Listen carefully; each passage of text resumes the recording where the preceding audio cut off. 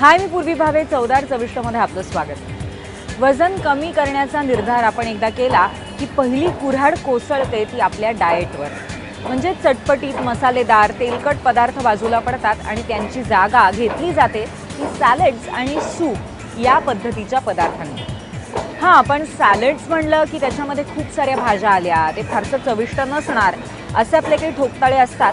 पण आज आम्ही तुम्हाला अशी काही सॅलड्स दाखवणार आहोत ज्यामध्ये फक्त भाज्याच नाही आहेत, त्या व्यतिरिक्त सुद्धा इतर गोष्टी आहेत आणि महत्त्वाचं म्हणजे ही सॅलड्स खूप टेस्टी आहेत. सुरुवात करूया या एपिसोडला.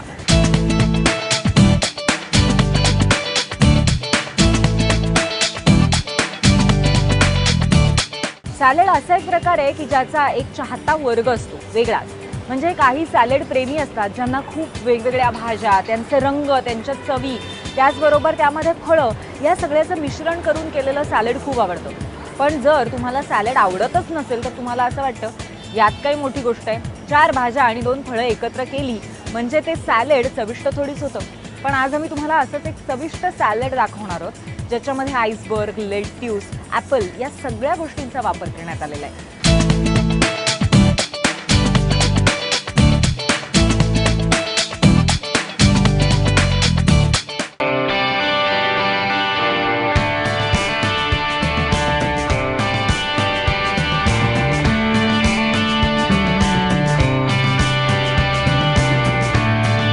नमस्कार, मी कांचन पटवर्धन. आज तुम्हाला हनी ड्यू सॅलड एक सांगते आहे. याच्याकरता लागणारी साहित्य आणि कृती अशी आहे की याच्याकरता मी एक सफरचंद घेतलं आहे, एक काकडीसुद्धा घेतली आहे, काही याला आईसबर्ग लेट्यूस म्हणतात, हे आईसबर्ग लेट्यूस घेणार आहे, आणखीन पनीर घेणार आहे.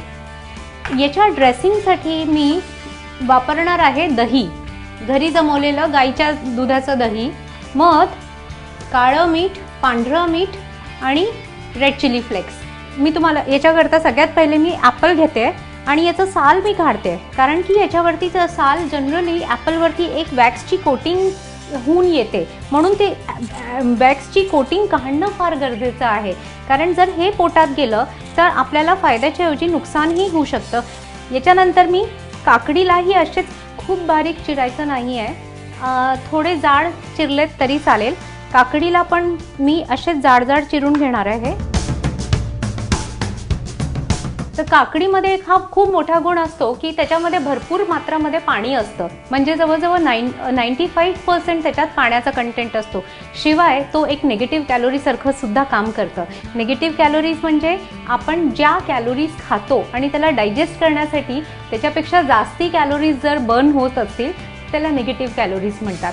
म्हणून हे आपल्याला पोटाला, आपला गट क्लीन करण्यासाठी हे खूपच चांगलं. काकडी ही खूप उत्तम भाजी आहे. तर काकडी घेतली. आता मी याच्याच बरोबर आईसबर्ग लेट्यूस घेतलेत.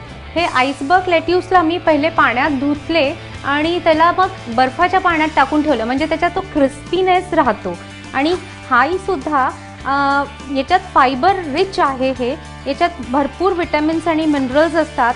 आपल्याला कॅलोरी वाईज हे खूप कमी असतं आणि मुलांना नक्कीच असल्या प्रकारचे सॅलड आवडतील.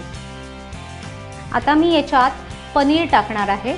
आपल्याला माहितीच आहे की पनीर हा कॅल्शियम रिच आहे आणि जनरली लहान मुलांना काय, मोठ्यांना सुद्धा पनीर फार आवडतो.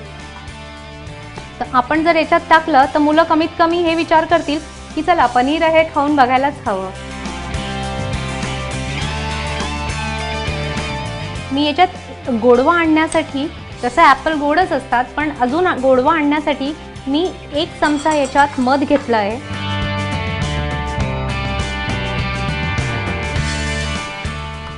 याच्यात मी 1 चमचा दही टाकणार आहे, थोडंसं पांढरं मीठ, थोडंसं काळं मीठ. आता हे माझी सगळी सॅलड ड्रेसिंग झालेली आहे. आता मी याला चांगल्याने मिक्स करते.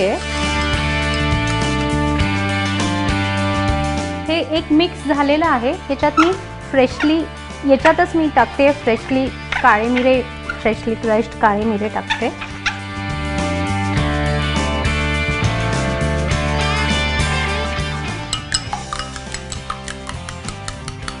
सॅलेडची ड्रेसिंगसुद्धा रेडी झालेली आहे.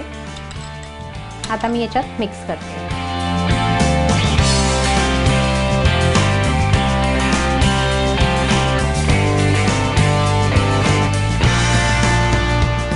आपल्याला सॅलेड ड्रेसिंग जे आपण दही वगैरे घेतो तर याच्याने आपल्याला ॲडिशनल फॅट्स मिळत नाही, फक्त ॲडिशनल बेनिफिट्स याच्यात मिळतात.